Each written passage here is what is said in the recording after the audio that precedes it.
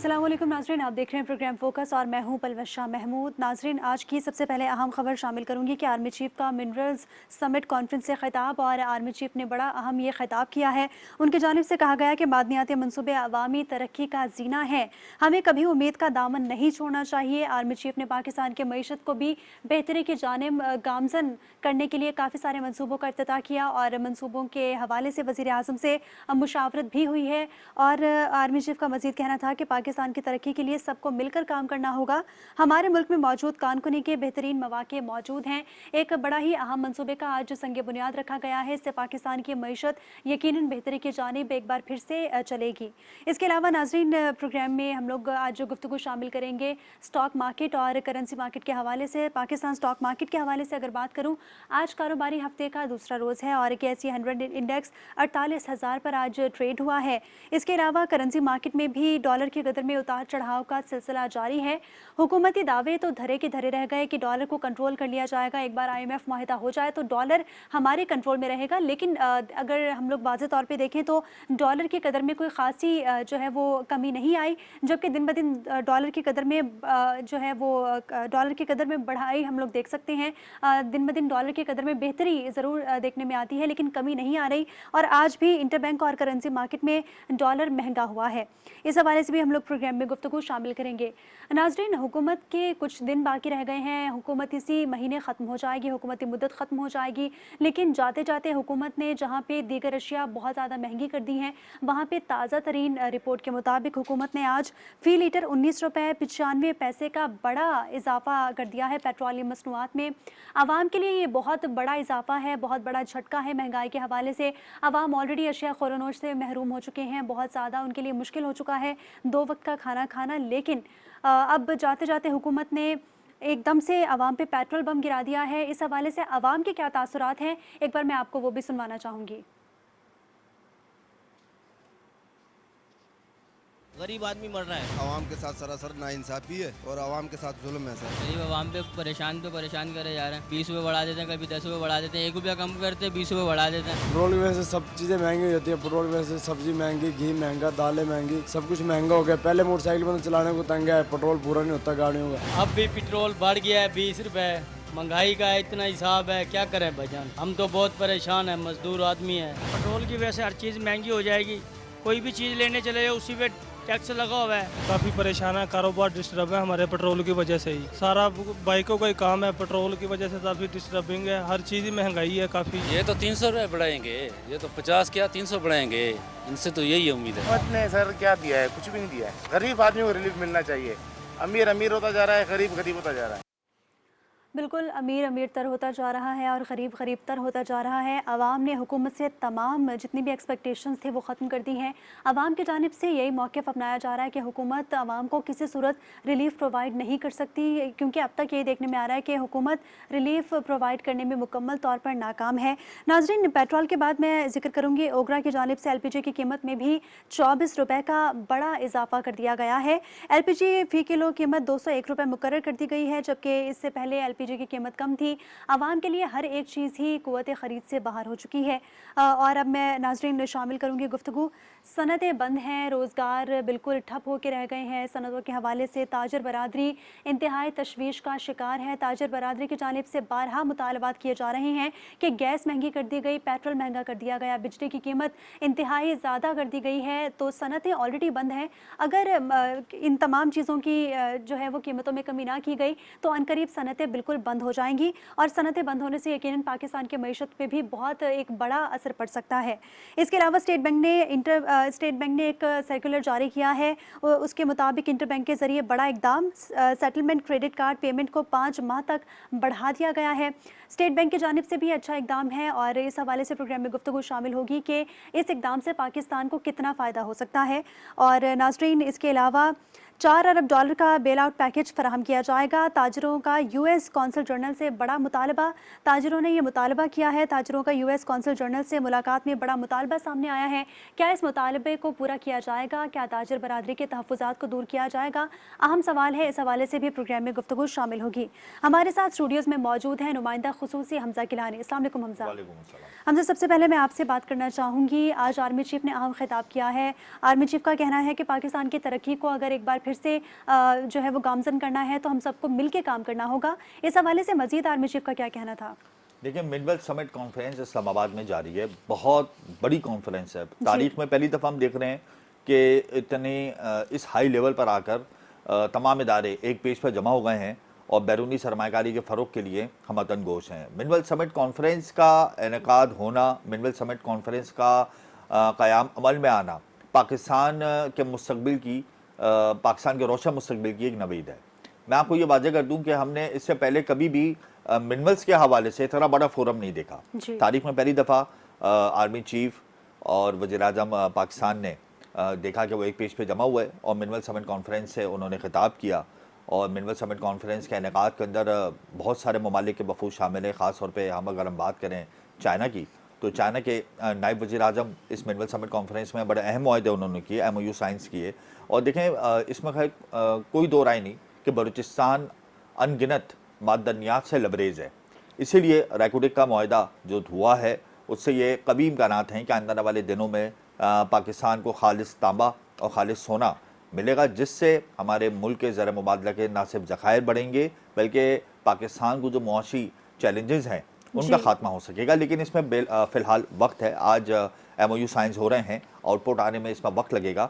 4 से 5 साल का ये अमल होता है पूरा। लेकिन बहरहाल रैकुटिक मामले पे काफ़ी तनाज़ा भी हमने माजी में देखा कि जिस तरीके से रैकुटिक के मामले पर इंटरनेशनल कंपनीज़ और बलूचिस्तान गवर्नमेंट के दरमियान जो मामला तूल पकड़ गए और फिर मामला इंटरनेशनल लेवल पे गया और फिर उस पाकिस्तान के ऊपर जुर्माना हुआ। लेकिन बहरहाल इस फेज़ से पाकिस्तान बाहर आ गया और रैकुटिक के हवाले से प्रेस कॉन्फ्रेंस के ज़रिए जो रैकुटिक की जो कंपनी ओन कर रही है रैकुटिक के मंसूबे को, गोल्डबर्ग की, उस हवाले से हमें ग्रीन सिग्नल मिला और पाकिस्तान को एक नई उम्मीद की किरण मिली। और फिर मिनरल समिट कॉन्फ्रेंस का आज इनेकाद, ये तमाम अवामिल हैं जो पाकिस्तान की मईशत को बेहतर करने के लिए काम आएंगे। और देखें, समिट कॉन्फ्रेंस का इनेकाद, फिर ग्रीन रिफाइनरी प्रोजेक्ट, फिर पाकिस्तान का इक़्तिसादी मनसूबा, फिर सऊदी अरब का रिफाइनरी सेक्टर में $10 अरब की सरमायाकारी करना, उसके अलावा बार्टर ट्रेड सिस्टम, उसके बाद आपका रूस से तेल लेना, आज़रबाईजान से गैस लेना, ये तमाम जो तैयारियां की जा रही हैं मुस्तक़बिल की जा रही हैं। बहरहाल हम ये उम्मीद कर रहे हैं कि इस मिनरल समिट कॉन्फ्रेंस से पाकिस्तान को मुआशी राहें पाकिस्तान की हमवार होंगी। UAE, चाइना, ऑस्ट्रेलिया, कतर और कनाडा, इसके अलावा बहुत सी मल्टीनेशनल कंपनीज़ हैं जो इस कानकुनी के मंसूबों में और रैकुटिक के मंसूबों में, और इसके अलावा जो दीगर अभी सर्वे जारी है कि चागी का जो ज़िला चागी है जहाँ पे ये रैकुटिक की कान है उसके अतराफ़ में और भी कानकुनी के हवाले से सर्वे जारी है। ये तमाम कंपनीज़ दिलचस्पी का मुजाहरा कर रही हैं, MOU साइन करने के लिए कोशिशों में लगी हुई हैं। और आज जिस तरीके से आर्मी चीफ ने अपने खिताब में कहा है कि हम सबको मिलकर पाकिस्तान की तरक्की के लिए किरदार अदा करना होगा, पाकिस्तान में छुपे ख़जानों को छानबीन करने के लिए हम सबको आगे बढ़ना होगा। और इस हवाले से उन्होंने बैरूनी सरमाकारी के फ़रोग के लिए ये मिनरल समिट कॉन्फ्रेंस का इनेकाद किया। ये बड़ा एक ज़बरदस्त स्टेप है और इसका इम्पैक्ट पाकिस्तान की मशर पर अभी से आने शुरू हो गए हैं। जाहिर सी बात है इसका एक इम्पैक्ट आया है, बिजनेस कम्युनिटी में एतमाद बहाल हुआ है, फॉरेन डायरेक्ट इन्वेस्टमेंट की शरह बढ़ेगी। तो ये वैल्यू एडेड सेक्टर ऑब्वियसली, इससे वहाँ के मकामी लोगों को रोज़गार भी मिलेगा। सिर्फ रैकुटिक मनसूबे से तकरीबन 7,500 लोगों को रोज़गार मिलेगा। तो ये एक बड़ा अच्छा साइन है, एक बड़ा अच्छा स्टेप है जो हुकूमत ने उठाया है और उनके साथ आर्मी चीफ हैं और जाहिर सी बात आर्मी चीफ इसको लीड कर रहे हैं और ये हमारे मुल्क की तरक्की के लिए बहुत सूदमंद साबित होगा। मुल्क की तरक्की के लिए बहुत सूदमंद साबित होगा। हमजा, आपसे जो है वो स्टॉक मार्केट के हवाले से बात करूंगी कि स्टॉक मार्केट में आज कारोबारी हफ्ते का दूसरा रोज़ था और आज भी KSE 100 इंडेक्स 48,000 पर ट्रेड हुआ। इस हवाले से मजीद क्या अपडेट्स हैं आपके पास? अच्छा साइन है, अच्छा सेंटिमेंट देखा गया। आज स्टॉक मार्केट में ट्रेडिंग का 48,200 की नफसातियत पे 100 इंडेक्स ट्रेड हुआ। इख्तिताम 48,200 की नफसातियत पे हुआ। अगर मैं हाई पोजीशन की बात करूँ कि आज 100 इंडेक्स की हाई पोजीशन क्या थी तो 48,400 थी, यानी यानी 48,400 हाई पोजीशन थी और लो पोजीशन 47,900 थी। तो बहरहाल आज मिनिमल समिट कॉन्फ्रेंस हो रही है, उसका भी एक इम्पैक्ट स्टॉक मार्केट में देखा गया।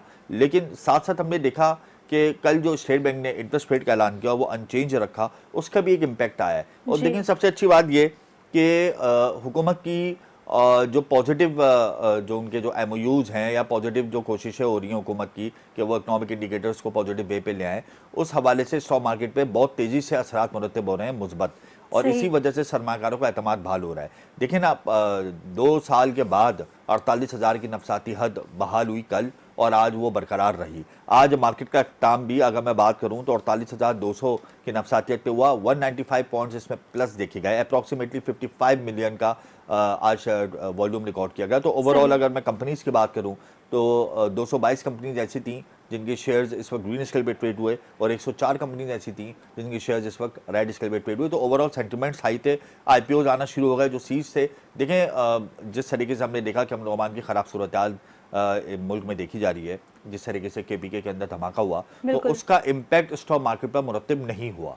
ये एक बड़ा अच्छा साइन है जिस तरीके से हुकूमत MOUs कर रही है। और फिर जाहिर सी बात है एक ब्लॉक बन रहा है, हम देख रहे हैं कि पाकिस्तान चाइना के बहुत करीब जा रहा है, पाकिस्तान UAE के बहुत करीब जा रहा है, पाकिस्तान सऊदी अरब के तो पहले ही करीब था, लेकिन और उसके ताल्लुकात खुशगवार हो रहे हैं, बेहतर हो रहे हैं, ईरान से हो रहे हैं, रूस से हो रहे हैं। तो ये हम अगर देख रहे हैं कि ये जो खित्ता है ये पाकिस्तान के बगैर नामुकम्मल है, क्योंकि पाकिस्तान की जो जोग्राफिकल लोकेशन है उसकी कनेक्टिविटी तकरीबन 5 अरब लोगों से है। तो पाकिस्तान की अपनी एक अहमियत है। तो इसके जो असरात हैं वो कराची स्टॉक मार्केट में आज भी दिखेगा, जिसकी वजह से KSE 100 इंडेक्स ने 48,000 की अपनी नफसातियत को बरकरार रखा। और volume leader oil and gas sector रहा। ऑयल एंड गैस के शेयर्स में नुमाया खरीदो फरोख्त का सिलसिला देखा गया। सरमायाकारों का एतमाद बहाल है। उनका यही कहना है कि अगर इसी तरीके से MOUs होते रहे, बैरून हमारे जो दोस्त ममालिक है और बैरूनी सरमायाकारी का तसलसल बहाल रहा, और इस तरीके से हुकूमत जाने से पहले कुछ अच्छे और इकदाम कर देती है, तो कराची स्टॉक मार्केट में तेजी का रुझान जारी रहेगा। ठीक है हमजा, शॉर्टली आपसे करेंसी मार्केट के हवाले से भी जानना चाहूँगी। मलिक बोस्तान साहब ने ये दावे किए थे कि IMF मुआहिदा एक बार हो जाए तो डॉलर की कदर को यकीनन कंट्रोल कर लिया जाएगा, लेकिन डॉलर की कदर को कंट्रोल नहीं किया जा सका और दावे किए जा रहे थे कि जी 250 पे डॉलर आ जाएगा। इस हवाले से आपके पास क्या अपडेट है? आज के दिन में डॉलर की कदर में कितना इजाफा हुआ है? देखिए इंटरबैंक के अंदर आज डॉलर महंगा हुआ है, ₹1.36, 286 रुपये 64 पैसे से बढ़कर 288 रुपये पर ट्रेड हुआ इंटरबैंक में। और ओपन मार्केट में हमने देखा कि डॉलर ट्रेडिंग के दौरान पहले ₹1 महंगा हुआ, उसके बाद जब क्लोजिंग की बारी आई तो फिर ₹2 सस्ता हो गया, यानी ओपन मार्केट में डॉलर 292 रुपये से कम होकर 290 रुपये का हो गया। देखिए लिक्विडिटी का तो मसला है आपके मुल्क में, अगर डॉलर की लिक्विडिटी बेहतर हो जाए तो पाकिस्तान के आधे से ज़्यादा मसले हल हो जाएंगे। मलिक बोस्तान ने कहा था कि 250 रुपये का डॉलर आ जाएगा, मैं देखता हूँ कि 250 रुपये का हो जाएगा। खैर उनके ये दावे धरे के धरे रह गए, क्योंकि जब आपके मुल्क में इन्फ्लोज नहीं आएंगे तो जाहिर सी बात है डॉलर की कीमत में कमी नहीं होगी। इनफ्लोज अगर आ रहे हैं तो आउटफ्लोज में वो जाएंगे। जाहिर सी बात है अगर दोस्त ममालिक ने आपको पैसे दिए, IMF ने आपको पैसे दिए, world bank, Asian development bank आपको पैसे देगा, तो आपने दूसरे कमर्शियल बैंक से और G2G लोन्स आपने उतारने हो, जिसकी वजह से रुपये पर प्रेशर हो। फिर इम्पोर्ट बिल की अदायगियाँ सर पर है, कंटेनर्स बाहर खड़े हुए हैं एयरपोर्ट पर, जिसकी अदायगियों का एक प्रेशर है। तो ओवरऑल जाहिर सी बात है प्रेशर तो है। और वैसे ही IMF आपको कह चुका है कि आपने मार्केट बेस करना है करेंसी को, तो आपने अपना एक्सचेंज रेट फ्री फ्लोट करना है, मार्केट बेस करना है, और मार्केट बेस करके ही इंटरबैंक और ओपन मार्केट का गैप आपने कम करना है। और इसका फिर इम्पैक्ट जाहिर सी बात है ब्लैक मार्केट पे भी आएगा, क्योंकि ब्लैक मार्केट को हमने सबूताज करना है। और इसी वजह से IMF ने शर्त रखी है कि आप रेट को फ्री फ्लोट करेंगे, और फ्री फ्लोट किया है गवर्नमेंट ने। तो आज डॉलर इंटरबैंक के अंदर 288, 286, 285, 287 पर ट्रेड होता है, और इसी की वजह से 1.25% के गैप से ओपन मार्केट के अंदर डॉलर ट्रेड होता है। लेकिन बहरहाल वही बात आ जाती है, लिक्विडिटी नहीं है, लोगों को आज भी डॉलर लेने में मुश्किलात का सामना है। बिल्कुल, लोगों को आज भी डॉलर लेने में शदीद मुश्किलात का सामना है। नाज़रीन, दीगर भी बहुत सारे टॉपिक्स हैं जो आज प्रोग्राम में ज़ेरे बहस आएंगे, लेकिन वक्त हुआ है एक ब्रेक का, हमारे साथ रहिए।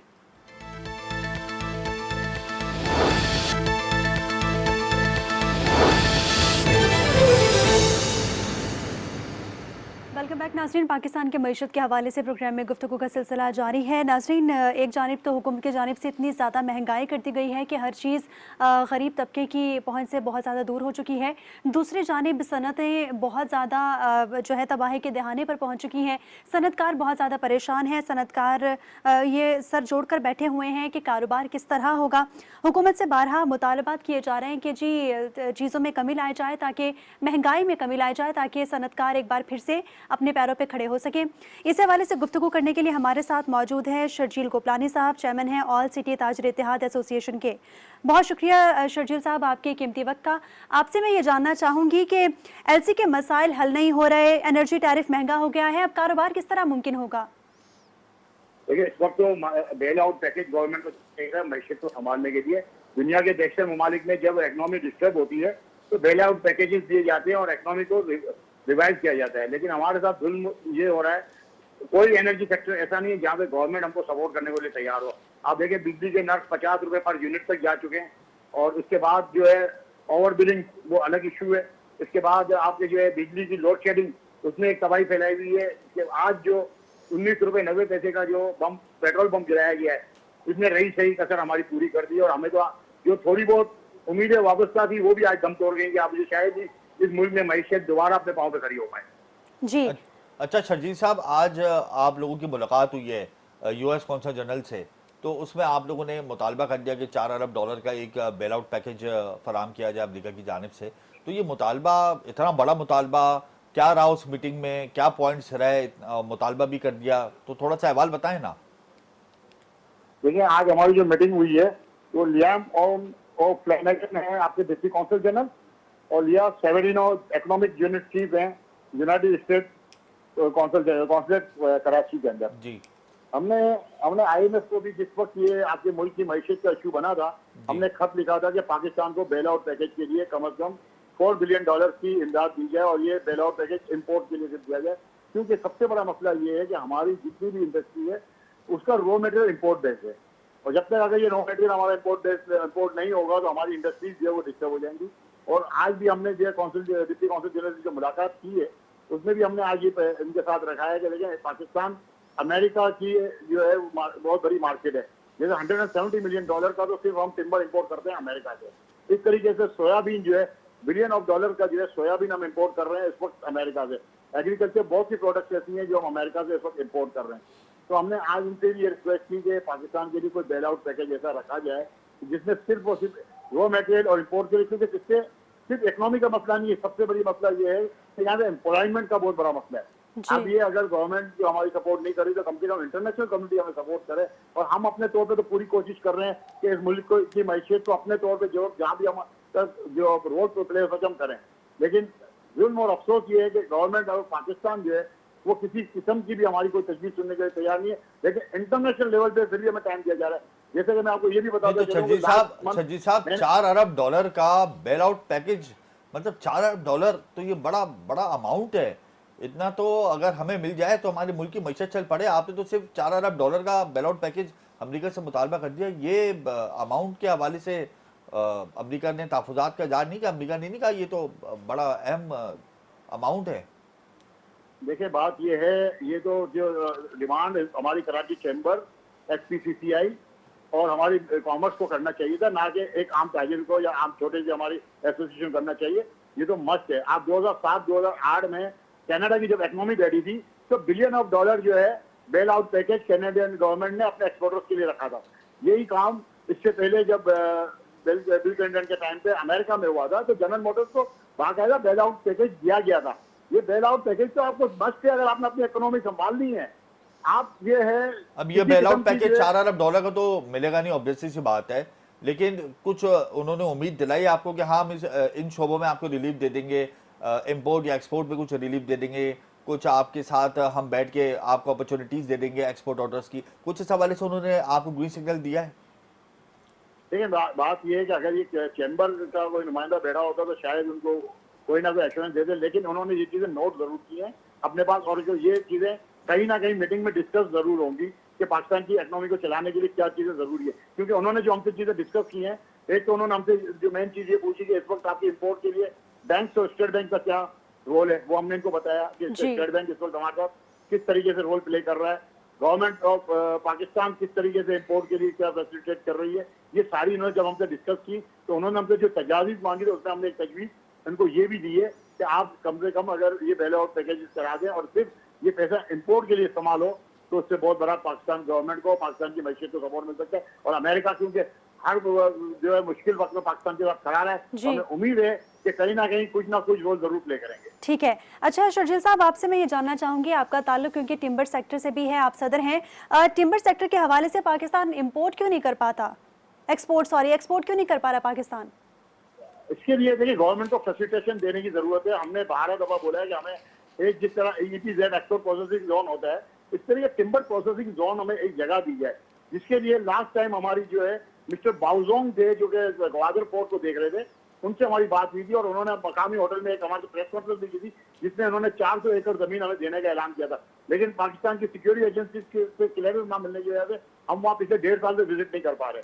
हम 12 दफा हुकूमत पाकिस्तान को कह चुके हैं हमें टिम्बर प्रोसेसिंग जोन दिया जाए और इसके लिए हमें कुछ फैसिलिटेशन की जरूरत है, जैसे कि हमें बैंक की जरूरत है, हमने पैसा अपना लगाना है, लेकिन हमें वन विंडो ऑपरेशन चाहिए कि जहाँ से हमें जो भी रिक्वायरमेंट्स हैं इंपोर्ट करने के लिए वो इजी इंपोर्ट कर सकें और उसको फिर यहाँ पे लकड़ी काट के या फिर शर्जील साहब आपके एक तो मुतालबात बड़े बड़े हैं, $4 अरब का बेल आउट पैकेज की बात कर रहे हैं, टिम्बर प्रोसेसिंग जोन की बात कर रहे हैं, टिम्बर को एक्सपोर्ट करने की बात कर रहे हैं, तमाम एलसीज को क्लियर करने की बात कर रहे हैं। आपको भी पता है ना इस वक्त मुल्क जिस दौरान से गुजर रहा है, मुआशी अताप का शिकार हैं इस वक्त हुक्मरान, तो उस पर इतने बड़े बड़े मुतालबे आप एसोसिएशन बेस अगर करेंगे तो ये तो आपकी सारे मुतालबे हवा में उड़ा दिए जाएंगे, आपको भी मालूम है इसकी कोई वक़्त नहीं होगी। देखें बात ये, इस वक्त तो आपको बोल्ड स्टेप लेने की जरूरत है। जब तक आप बोल्ड स्टेप नहीं लेंगे आप अपनी मैशियत से नहीं निकल सकते। आप इस वक्त जिस दोहराए में खड़े हैं, अगर आप बोलेंगे कि मैं एक छोटी सी चीज बना के एक्सपोर्ट करूंगा कॉटेज इंडस्ट्री की, तो आप तो अपने आप को सर्वाइव ही नहीं कर पाएंगे ना। बिल्कुल सर्वाइवनेस के लिए आपको न्यू सेक्टर को जो है डेवलप करना पड़ेगा। उसके लिए आपको अपने RD के डिपार्टमेंट, आपके पास आज तक RD डिपार्टमेंट ने क्या काम किया टेक्सटाइल के अलावा? आज टेक्सटाइल जो आप एक्सपोर्ट कर रहे हैं उसका भी रॉ मटेरियल आज आप इम्पोर्ट कर रहे हैं। तो आपको ये जो मैं बात कर रहा हूँ, इंडिया ने कांडला के अंदर पोर्ट बना के इस पे काम किया है। 15 साल पहले मोदी वहां CM था, उसने ये काम किया है। ये चीज मुमकिन है, लेकिन नामुमकिन कोई चीज नहीं है, लेकिन विल होनी चाहिए ना। जहाँ विल होगी वहां वे होगी, जहाँ विल ही नहीं होगी वो बेकार होगी। सही। अच्छा शर्जील साहब, जी शर्जील साहब, आपसे मैं ये जानना चाहूँगी कि कल अशफाक तौला साहब हमारे प्रोग्राम में थे और उन्होंने ये इंकशाफ किया कि आप लोग यानी कि ताजर बरादरी टैक्स देने पे आमादा हो चुके थे, लेकिन शब्बर जैदी साहब ने उजलत की जिसकी वजह से ये मामला कामयाब नहीं हुआ। इस हवाले से आप क्या कहना चाहेंगे? देखिए ताजिर बरादरी और आवाम टैक्स देती है तो 9,200 अरब रुपए का tax government of Pakistan collect करती है। ये चीजें गलत है, ये परसेप्शन गलत है कि ताजिर बरादरी टैक्स नहीं देती। हाँ, एक इशू ये था कि हर दुकानदार जो है चाहे 100 रुपए दे चाहे 1000 रुपए टैक्स दे, ये मुशर्रफ साहब के दौर में ये एग्रीमेंट साइन हो रहा था और वहां पे किसी वजह से रोक दिया गया। हमारा जो शब्बर देदी से भी जो हमारे मुज़ाकरात हुए थे, हमने ये कहा था कि भाई आप बिजली के बिलों पे टैक्स नहीं लगाएं, दुकानदार डायरेक्ट टैक्स पे करेगा, वॉलंटरी पे करेगा और उसको अपनी दुकान पे वो रिसीप्ट चालान जो है वो आवेदा कर देगा। उसके बाद आप इससे ये नहीं पूछेंगे इसकी आमदनी का तैयार क्या है। लेकिन उनके पास कोई पावर नहीं थे या उनकी बिल नहीं थी, वो काम भी नहीं हुआ। आज तक हमने तो आज तक पिछले 20 साल से गवर्नमेंट ऑफ पाकिस्तान को हमेशा देने की बात की है, लेने की बात नहीं की है। आज 20 साल पहले आप 800 और 1200 अरब रुपए टैक्स कलेक्ट कर रहे थे, आज आप 9,000 अरब रुपए टैक्स कलेक्ट कर रहे हैं। इसी आवाम से, इसी मुल्क का इसी जो है ताजिरों से कर रहे हैं ना कलेक्ट, कोई और से नहीं कर रहे, डायरेक्ट या इनडायरेक्ट। ठीक। अच्छा शर्जील साहब, आपसे मैं टिम्बर मार्केट के हवाले से एक और चीज़ जानना चाहूँगी कि टिम्बर में स्मगलिंग जो है वो बहुत ज़्यादा उरूज पे है। स्मगलिंग के रोकथाम के लिए ताजर बरादरी क्यों हुकूमत का साथ नहीं देते? क्या इक़दाम ऐसे करने चाहिए कि स्मगलिंग रोकी जा सके? अच्छे टिम्बर में स्मगलिंग नहीं हो रही। टिम्बर में जो चीज हो रही है, जो टिम्बर माफिया जो काम कर रहा है, उसके लिए मैंने प्रेस कॉन्फ्रेंस की थी पेशावर में जाके। जी, नॉर्दर्न एरियाज में हमारे जंगलात काटे जा रहे हैं हुकूमत को बताए बगैर, और जंगलात काटने के बाद उनकी जड़ों को आग लगा दी जाती है ताकि वहां से मुद्दा खत्म हो जाए और जो इसका कोई रिकॉर्ड इनको नहीं मिले। ये इसमें सबसे बड़ी करप्शन हमारी फॉरेस्ट डिपार्टमेंट की है और एनवायरमेंट ऑफ मिनिस्ट्री की भी इन्वॉल्वमेंट है, मिनिस्ट्री ऑफ एनवायरमेंट की भी इन्वॉल्वमेंट है कि हमने इस पर भी इनको तजावीज़ दी है कि इन जो आपकी कमेटीज हैं उसमें हमें पार्ट बनाए और हम मॉनिटर करें कि दरख्त कैसे कट के बाहर निकलता है। क्योंकि हमने 0% गवर्नमेंट ऑफ पाकिस्तान से ड्यूटी इसीलिए कराई है हम अपने जंगलात बचा पाए। लेकिन ये करप्शन बहुत बड़ी करप्शन है जो गवर्नमेंट ऑफ पाकिस्तान कंट्रोल करना नहीं चाहती। क्योंकि वो माफिया बहुत स्ट्रांग है। हम 12 दफा सेनेट और नेशनल असेंबली की स्टैंडिंग कमेटी में ये बात कर चुके हैं। लास्ट टाइम इसाक डार साहब के साथ भी हम तो बैठ के ये बात कर चुके हैं, लेकिन अदालत नहीं गए आप इस हवाले से? देखिए अदालत जाके हम कुछ नहीं कर सकते। हम अदालत जाके अपना और अदालत का टाइम वेस्ट नहीं करना चाहते। नहीं, हजारों और लाखों केस आपके बारे में पेंडिंग में। नहीं नहीं एक केस और लगा के देखिए हम- शर्जील साहब time नहीं है। नहीं शर्जील साहब देखें, अदालत कानून फराम करने का एक बेहतरीन इदारा है। आप अदालत का दरवाजा खटखटाएं ताकि आपको रिलीफ मिले। आप ये कह रहे हैं कि अपना और अदालत का टाइम वेस्ट नहीं करा पाए, तो ये तो कोई मौसर जवाब नहीं है ना। अगर आप करप्शन हो रही है और आपको पता है कि सामने माफिया खड़ी है और पूरा सेक्टर को दिमाग की तरह खा रही है, और आप कह रहे हैं कि हम इधर गए उधर गए लेकिन अदालत नहीं जा रहे, तो इधर उधर भी ना जाएं, फिर एहतजाज भी ना रिकॉर्ड कराएं, तो ऐसा तो नहीं कहे ना। मतलब कोई ऐसी आप खुद भी तो कुछ ऐसा पार्ट प्ले करें ना कि इन माफिया के खिलाफ आपका भी रोल है, या तो फिर गठजोड़ है या तो फिर अदालत जाए। देखिए बात ये है कि इतने काम हैं, क्योंकि हर काम के पीछे अगर हम लग जाएंगे तो हम जो काम अभी चल रहा है उससे भी जाएंगे। अब आपको देखा मिनिस्ट्री ऑफ एनवायरनमेंट में, मिनिस्ट्री ऑफ कॉमर्स में जाके बड़ी मुश्किल से तो हमने एसेंशियल में डलवा के इम्पोर्ट की पॉलिसी मतलब टिम्बर माफिया को लगाम डालना ये अहम काम नहीं है, बहुत अहम काम है। लेकिन जो इदारे बैठे हैं, जो एमएनएस बैठे हैं, जो असेंबली बैठी है, वो क्या सबने नहीं तो नहीं तो करना। अदालत है ना इन सब के ऊपर। आपके पास तो बेहतरीन ऑप्शन है अदालत। मैं माफिया को प्रेशर बर्दाश्त नहीं कर सकता। जो बहुत कमजोर इंसान हूं। मैं इसको जो पॉइंट आउट कर सकता, उससे ज्यादा मेरी ताकत नहीं है कि मैं आगे जाके इनको फेस कर सकूं। गैंगवॉर को फेस करके 3 साल मैंने जिलावतनी काटी है, गैंगवॉर को फेस करके, और सिर्फ मेरी फैमिली ने सफर किया है। मैं नहीं चाहता हूं कि आप इसके बाद मेरे बच्चे और सफर करें। मेरे एक पार्ट जितनी मेरी ताकत है, मैं ताकत से जो है आगे जा सकता हूँ। इतनी मेरी तसली नहीं है कि मैं कोर्ट के चक्कर लगाऊं, इतने मेरे में ताकत नहीं है कि मैं माफिया का मुकाबला कर सकूं। माफिया, टिम्बर माफिया बहुत स्ट्रॉन्ग माफिया है, जो आपके असेंबली के मेंबर्स को भी किसी खाते में नहीं लाती। ठीक है, बहुत शुक्रिया आपका। शर्जील गोपलानी साहब चेयरमैन हैं ऑल सिटी ताजिर इत्तेहाद एसोसिएशन के। नाजरीन, प्रोग्राम में दीगर भी टॉपिक्स ज़ेर बहस आएंगे, लेकिन यहाँ वक्त हुआ है एक ब्रेक का।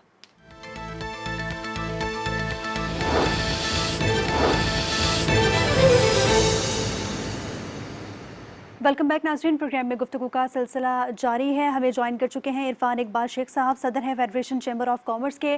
बहुत शुक्रिया इरफान साहब आपके कीमती वक्त का। आपसे मैं ये जानना चाहूँगी कि एक तरफ तो मिनरल समिट कॉन्फ्रेंस हुई है और MOU साइन हो रहे हैं, और दूसरी जानिब हुकूमत की जानिब से पेट्रोलियम मसनूआत और जितने भी एनर्जी टैरिफ हैं उनकी कीमतों में इजाफा किया जा रहा है। क्या आप क्या समझते हैं कि क्या ये दोगला मयार नहीं है हुकूमत का?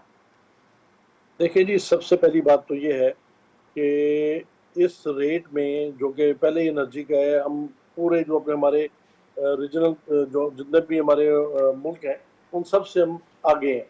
आप देखें कि चाइना आपका जो है ना वो आपका है वो तकरीबन 7-8 सेंट पे है, और इसी तरह बांग्लादेश, इसी तरह इंडिया है, जबकि हम ऑलरेडी 18 पे थे।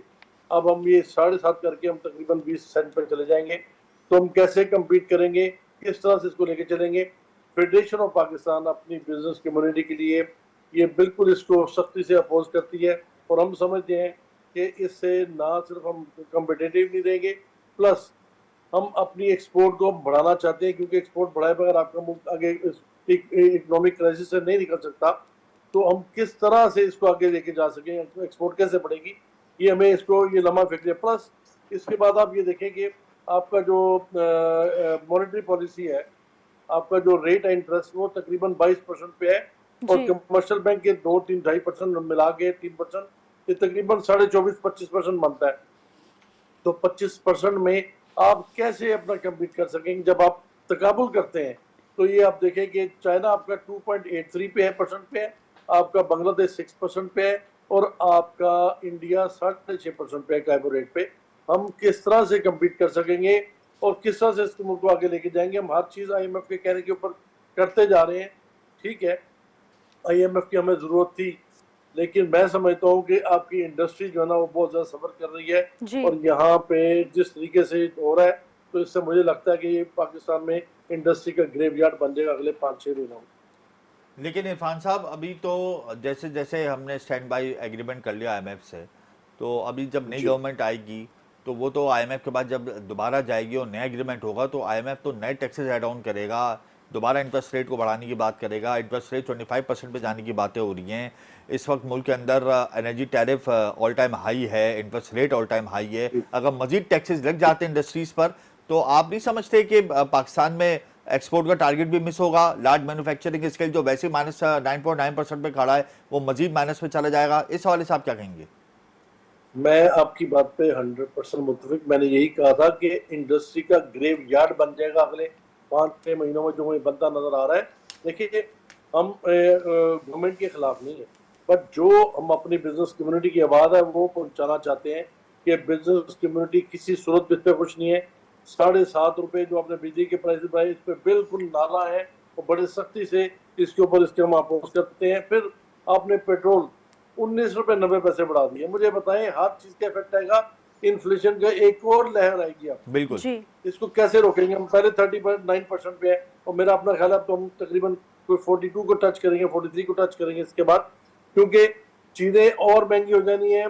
पेट्रोल आपका मेन अपना चीज है, आपकी इलेक्ट्रिसिटी एनर्जी आपकी मेन अपना इनपुट है। तो आप ऊपर से इंटरेस्ट का आपने रेट बढ़ाया हुआ है, तो किस तरह से पनपेगी ये वाली इंडस्ट्री, किस तरह से इंडस्ट्री चलेगी? मेरी समझ से बाहर है। अच्छा इरफान साहब, हुकूमत कहती है कि इंडस्ट्रीज को हम मुंतकिल करेंगे सोलर एनर्जी पर, तो इस हवाले से जाहिर सी बात है federation chamber of commerce Pakistan की सबसे बड़ी अपेक्स बॉडी है, तो इस हवाले से आप लोगों ने अभी तक क्यों इंडस्ट्रीज को मूव नहीं किया सोलर पावर प्लांट्स पे? देखिए जी, जो लोग कर सकते थे उन्होंने किया और काफ़ी लोग इसमें शिफ्ट हुए, लेकिन अभी भी हम टोटल उसका एनर्जी मिक्स में देखें तो 3% पे हम रिन्यूएबल एनर्जी पे, जो कि बहुत कम है।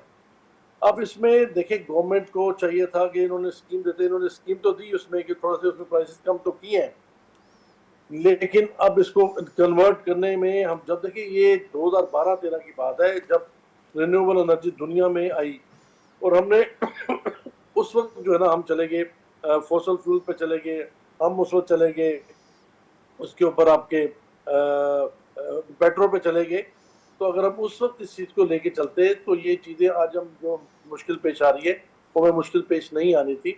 सही लेकिन मैं समझता हूँ कि आगे चीज़ें और मुश्किल नजर आ रही हैं। देखिए, अब ये गवर्नमेंट 8 या 9 अगस्त को ये चेंज हो रही है गवर्नमेंट, बिल्कुल। अब ये इंटरम गवर्नमेंट आती है। अब इंटरम के बाद ये कितनी देर रहेगी किसी को नहीं पता, ये कितना अरसा रहेगी। अगर उसके बाद 5 साल की नई गवर्नमेंट आती है तो फिर नए तरीके से आएगा। चीजें तो आगे बहुत मुश्किल नजर आ रही हैं। मतलब ये जो MOU साइंस हो रहे हैं, बड़े बड़े प्रोजेक्ट्स अनाउंस कर रही है गवर्नमेंट जाते जाते, इससे आप लोगों को कोई उम्मीद नहीं है? बिजनेस कम्युनिटी ताहाल मायूस है? देखिए मुझे बताएं, हमने MOU साइन कर दिए। मैं समझ रहा हूँ गवर्नमेंट अपनी कोशिश कर रही है कि हम अपना उसमें कर जाएं और इसके साथ कोई मुख्तलिफ किस्म के हम MOU साइन करते हैं। बट MOU के साथ क्या होता है, अब जो नई गवर्नमेंट आएगी उनकी हिकमत अमली क्या होगी, उनकी पॉलिसी क्या होगी, नोबडी नोस। तो वो किस तरह से आगे चीजें चलेंगी, इसलिए हमें तो ये अनसर्टेनिटी नजर आ रही है आने वाले वक्त में भी। जी अच्छा इरफान साहब, आपने अपने सवाल के एक जवाब में कहा कि हुकूमत को चाहिए कि एक्सपोर्ट बढ़ाए, एक्सपोर्ट पर तवज्जो दे ताकि जितने भी ताजर बरादरी के मसाइल हैं वो हल हो सकें। लेकिन LC के हवाले से अगर बात करूं तो LC तो बिल्कुल इस वक्त बंद है, LC के मसाइल बहुत ज़्यादा हैं, हुकूमत की जानिब से LC पे तवज्जो नहीं दी जा रही, कंटेनर्स फंसे हुए पोर्ट पे। अगर LC के मसाइल ही हल नहीं होंगे तो एक्सपोर्ट कहाँ से होगी? ये बात आपकी बिल्कुल ठीक है, क्योंकि हम जो एक्सपोर्ट बेस हम करते हैं, हम इंपोर्ट बेस करते हैं एक्सपोर्ट। तो जब तक रॉ मटेरियल्स नहीं आएंगे और रॉ मटेरियल्स आके आपके पास पहुंचेंगे नहीं, आपकी प्रोडक्शन मुतासर होगी। जब प्रोडक्शन मुतासर होगी तो आपकी एक्सपोर्ट मुतासर होगी। आप ये देख लें कि पिछले साल हमारी थी तो तकरीबन एक्सपोर्ट 31.8 बिलियन की, इस बार जो है तकरीबन 27 के लगभग हुई है। तो ये तो डिक्लाइन की है। इसी तरह रेमिटेंस भी जो थी हमारी वो तकरीबन 31.2 पे थी, जो इस वक्त तकरीबन 26 और 27 के दरमियान हुई है, तो उसमें भी डिक्लाइन आया। तो मैं समझता हूँ कि गवर्नमेंट के पास फॉरेन एक्सचेंज नहीं है और फॉरेन एक्सचेंज ना होने की वजह से इंपोर्ट पूरी तरह से नहीं अपना खुलनी। और जब उन्होंने अनाउंस किया था वो IMF के लिए किया उन्होंने अनाउंस कि जी हम अपना इंपोर्ट्स को खोल रहे हैं, बट मेरा अपना ख्याल है कि इंपोर्ट उस तरह से नहीं हो सकेंगी सवाए एक्सपोर्ट बेस्ड जो रॉ मटेरियल है और सवाए वो चीज़ें जो बड़ी उसकी है उनका तो इंपोर्ट हो जाएगी। अभी भी हम 35-40% के करीब लगभग चल रहे हैं टोटल इंपोर्ट का। तो आगे मुझे चीज़ें उस तरह से और मुश्किल नज़र आ रही हैं। अच्छा इरफान साहब, हमने देखा कुछ दिन पहले आसिफ अली जरदारी आप लोगों के पास आए, आप लोगों से मुलाकात की और बड़ी खुशगवार माहौल में आप लोगों से मुलाकात हुई। क्या टिप्स दी उन्होंने, क्या यकीन दहानियाँ कराई काफ़ी मुतमईन नज़र आए थे आप लोगों से मुलाकात करने के बाद, उस हवाले से थोड़ा सा बताएं। देखिए जी, एक बात उनकी मुझे बड़ी अच्छी लगी थी। उन्होंने कहा था कि लोगों को पैसे कमाने दो, और जब पैसे कमाएंगे तो टैक्स भी आ जाएगा, पैसे कमाएंगे तो एक्सपोर्ट भी बढ़ेगी, इंडस्ट्री भी लगेगी। और ये बात बिल्कुल ठीक कही है उन्होंने। देखिए यहाँ पे आप इंडिया में देख लें, साथ साथ हमसाया मुल्क है, टाटा बिरला बनने दिया गया है। जी यहाँ पे भी लोगों को बिजनेस करने दें, वही अब दोबारा इन्वेस्टमेंट करेंगे। और खुदा के लिए सबसे बड़ी बात जो है ना, पॉलिटिकल स्टेबिलिटी लेके आए। जब तक पॉलिटिकल स्टेबिलिटी नहीं आती, इकोनॉमिक स्टेबिलिटी नहीं आ सकती। और ठीक ये उसी वक्त आएगी जब ये चीजें जो है ना स्मूथ होंगी और एक लॉन्ग टर्म के लिए गवर्नमेंट आएगी। तो मैं समझता हूँ कि उन्होंने उसको आपको टिप लाने क्या के दी, लिए उन्होंने टिप क्या दी आपको, क्या उन्होंने यकीन दहानियां कराई जिससे आप उन्हों- काफ़ी मुतमईन हो गए थे? जी, उन्होंने ये कहा था कि जी अगर हमारी गवर्नमेंट आती है या आगे कोई अपनाएगा तो हम इस चीज़ में आपके साथ हैं। हम लोगों को पैसे भी कमाने देंगे और हम लोगों को आसानी पे मुयस्सर करेंगे। और मैंने सच्ची बात है कि ये बात उन्होंने बड़ी अच्छी की थी। अब वो आएगा वक्त तो पता चलेगा वो क्या करते हैं। देखिए ठीक यहाँ सियासी नारे तो हर बंदा बड़े मार देता है, और वो जब आएगा वक्त तो फिर पता चलेगा। लेकिन फिलहाल जो उन्होंने बातें की थी वो हौसला अफजा थी। जी ठीक मैं आपसे शॉर्टली ये जानना चाहूँगी इरफान साहब के आप क्या समझते हैं, ऐसी कौन सी पॉलिसीज़ की ज़रूरत है मुल्क को, या फिर ऐसे कौन से इकदामात की ज़रूरत है जिससे ताजर बरादरी पे भी बोझ कम पड़े और गरीब आवाम भी उन पे भी बोझ कम पड़े और पाकिस्तान की मईशत भी एक बार फिर से तरक्की की जानिब गामजन हो सके? देखिए जी, 3 काम करने पड़ेंगे अगर इस मुल्क की मईशत बेहतर करनी है। जी नंबर 1, आपको जाना पड़ेगा इंडस्ट्रियलाइजेशन की तरफ। इंडस्ट्री लगेगी तो आपकी एक्सपोर्ट बढ़ेगी, इंडस्ट्री लगेगी तो आपकी इंपोर्ट सब्स्टिट्यूशन होगी, और इंडस्ट्री लगेगी और आपकी जॉब क्रिएशन होगी, जो पाकिस्तान के लिए बड़ा मसला है। ठीक फिर आ जाए आप FDI, आपकी फॉरेन डायरेक्ट जी गालिबन होंगे लोगों में। FDI नहीं आती, जी FDI नहीं आती तो ये प्रॉब्लम होगी। इसके बाद तीसरी बात कि जितना भी हमारा ओवरसीज पाकिस्तानी है वो ही इस वक्त हमें इन्वेस्टमेंट ला सकता है, क्योंकि बाहर की जितनी मल्टीनेशनल कंपनी थी वो क्योंकि रेमिटेंस अपनी नहीं भेज सके, इसकी वजह से यहाँ पे एक प्रॉब्लम है और कोई भी बाहर से FDI लाने को तैयार नहीं होगा। तो ठीक मैं समझता हूँ गवर्नमेंट जो इसमें काम कर रही है कि आप ज़रूरी उसमें वो ला रही है कि इन्वेस्टमेंट लेके आ रहे हैं एग्रीकल्चर में, तो एक अच्छी खबर है। अगर ये इस तरह से कर जाएं और इसको बेहतर तरीके कर लें तो एग्रीकल्चर हमारा एक ऐसा है जिसमें 9 महीने में रिजल्ट आ जाते हैं। इसी तरह मगर IT एग्रीकल्चर के ऊपर- सेक्टर में ही सबसे ज्यादा टैक्स आपको पता है चोरी होता है, तो अगर वो टैक्स नेट में भी आ जाए तो हम डबल फायदा हो जाएगा मुल्क की मईशत को। नहीं देखें, सबसे बड़ी बात पता क्या है कि आपका एग्रीकल्चर में टैक्स तो जरूर कम होता है, इसमें कोई शक नहीं है। लेकिन एग्रीकल्चर के साथ आपको फौरी तौर पे इन्वेस्टमेंट जो ना आपकी उसमें लग सकती है, क्योंकि इसमें UAE ने वादा किया है, सऊदी अरब ने वादा किया है और चाइना ने वादा किया कि हम इसमें इन्वेस्टमेंट करेंगे। ठीक तो मैं समझता हूँ अगर ये आती है तो आपको फौरी आएगा। उसके साथ IT ठीक के ऊपर गवर्नमेंट को फोकस करना पड़ेगा, क्योंकि फौरी रिजल्ट अगर लेने हैं हम अगले 2-3 साल में, अगर हम जी। सही फोकस कर जाएं जी तो हम तकरीबन 10 से 15 बिलियन की एक्सपोर्ट में जा सकते हैं, बिल्कुल। जबकि ठीक साथ है। वाला हम 178 बिलियन की एक्सपोर्ट के ऊपर है। ठीक है, बहुत शुक्रिया आपका इरफान इकबाल शेख साहब, सदर हैं फेडरेशन चैम्बर ऑफ कॉमर्स के। आपके कीमती वक्त का बहुत शुक्रिया। नाजरीन, इरफान साहब का ये कहना था कि हुकूमत को चाहिए कि IT पे तवज्जो दे, IT के एक्सपोर्ट पे तवज्जो दे, जिससे मुल्क की मईशत एक बार फिर से तरक्की की जानिब गामजन हो सकती है। IT एक ऐसा शोबा है जो पाकिस्तान को दोबारा पाकिस्तान के पुरानी पोजीशन पे खड़ा कर सकता है या फिर मज़ीद तरक्की दिलवा सकता है। इसी के साथ ही मुझे और हमजा गिलानी को इजाज़त दीजिए। अल्लाह हाफ़िज़।